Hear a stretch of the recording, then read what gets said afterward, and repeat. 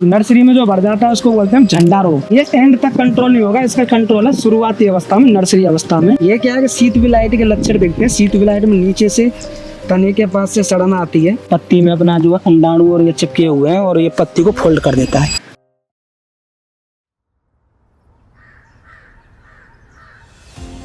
हरियाणा के एक छोटे से गांव में रहते हैं कृष्ण जी, जिनकी जिंदगी का हर दिन मौसम और खेतों की सेहत पर टिका है। लेकिन इस साल उनकी धान की फसल अचानक बीमार पड़ गई। मेहनत के बावजूद पौधे बढ़ने की बजाय सूखने लगे। वे हर जगह गए, सलाह ली, पर कोई हल नहीं मिला, बल्कि रोज हालत और बिगड़ रही थी।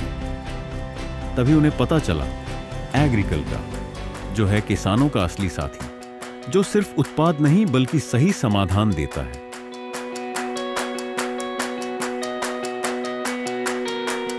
उनके तुरंत एग्रीकल से जुड़ने के बाद एग्रीकल के वरिष्ठ एग्रोनॉमिस्ट सुरेंद्र द्वारा खेतों का निरीक्षण किया गया। ये वाले भाई, ये क्या है कि शीत विलाइट के लक्षण दिखते हैं। शीत विलाइट में नीचे से तने के पास से सड़न आती है, कटे पटे धब्बे बनते, पत्ती पे अपना नमी युक्त धब्बा भी आपको बनते हुए दिखाई देगा। दूसरी बात, अभी अंकल जी ने इसमें डाला हुआ क्लोरोपाइरीफॉस प्लस साइफरमेथ। तो इसमें क्या है कि पूर्ण रूप से अभी इनसे खत्म नहीं हुआ है। कई जगह पे पौधा सूख रहा है, तो वो कीट की वजह से जमीन से जा रहा है। आप देख सकते हो पौधा आपको दिखाई दे रहा है, तो ये कीट की वजह से दिक्कत आती है, क्योंकि वो पूर्ण रूप से काम नहीं किया हुआ। जमीन में जो सॉइल इंसेक्ट लगते हैं उनकी वजह से ये दिक्कत आ रही है। पत्ती में अपना जो है अंडाणु और ये चिपके हुए हैं और ये पत्ती को फोल्ड कर देता है। इसकी वजह से क्लोरोफिल खत्म हो जाता है। नर्सरी में जो बढ़ जाता है उसको बोलते हैं झंडा रोग। अपनी भाषा में बात करें पढ़ाई लिखा के बकरी से, दो वो पेड़ एक बोरा, ये भी ये एंड तक कंट्रोल नहीं होगा, इसका कंट्रोल है शुरुआती अवस्था में, नर्सरी अवस्था में। कोई भी फंजीसाइड या कार्बोंडा जिनको जी नर्सरी जब आप तैयार करते हो, जीरी की पौध तैयार करते हो, पर आप यूज़ करवा सकते हो। कभी कभार सीड की दिक्कत भी आ जाती है, जो बीज लेते हैं उसमें, तो उसमें भी मिलावट की वजह से दिक्कत आ जाती है। जैसा कि आप देख सकते हो, यहाँ पे धान की खेती लगा रखी है, लेकिन साथ ही पानी के साथ साथ कुछ अन्य प्रॉब्लम्स भी होती हैं। तो चलिए हम अपने एग्रोनॉमिस्ट से पूछते हैं कि उसके लिए क्या क्या सही जानकारी रहती है। हम कृष्ण सर के खेत पे आए हुए हैं और इनसे ही बात करेंगे। तो अभी सर आपने जो बीमारी देखी थी, इसमें क्या दिक्कत आ रही थी? अभी मैंने आपको बताया कि इसमें लीफ फोल्डर लगा हुआ है, उसके लक्षण आप बताइए, क्योंकि इस वीडियो को हमारे और भी रिटेलर्स भाई, किसान भाई देखेंगे और आप एक्सपर्ट फार्मर हो, तो अपने हिसाब से आप बताइए कि दिक्कत क्या आ रही थी। जी, तो अंकल जी का कहना है कि पत्ता लपेट कीट लगा हुआ था। पत्ता लपेट कीट में इनको पत्ता फोल्ड दिखाई दिया था और मैंने फोटो भी अंकल जी को दिखाया हुआ था। उसमें अपना जो अंडाणु लार्वा चिपके हुए थे, जिसकी वजह से पत्ती फोल्ड हो रखी थी।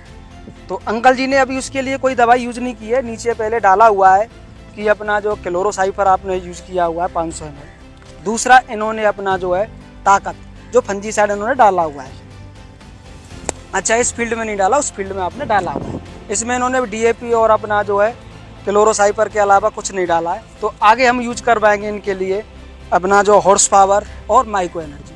Horse power micro energy growth के लिए रहेगा। आगे जब इसमें पत्ता लपेट के लिए मैं बात करूं, तो जीपीसी एग्रोकेमिकल का आता है हाई वोल्टेज, जिसमें इमामेक्टिन बेंजोएट आता है। जब कृष्ण जी को एग्रीकल से सही जानकारी प्राप्त हुई, तब उन्होंने बिना समय खराब किए एग्रीकल से मंगवाए सही उत्पाद, जैसे कि हॉर्स पावर, जो पौधे की जड़ों व तने का विकास करता है, और भूमि स्टार, जो कि पौधों को सूखे का मुकाबला करने में मदद करता है, और संजीवनी एक फफूंदनाशी है, जो विभिन्न प्रकार की फफूंद जनित रोगों के खिलाफ प्रभावी है।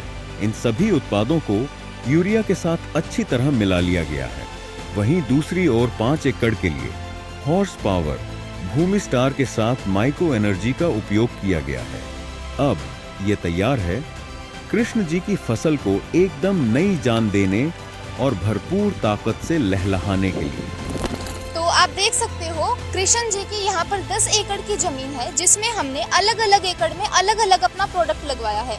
तो ये प्रोडक्ट हमने आज ही लगवाया है, तो कुछ दिन बाद सीरीज वाइज आपको ये दिखाएंगे कि एग्रीकल के प्रोडक्ट का कैसा रिजल्ट रहता है।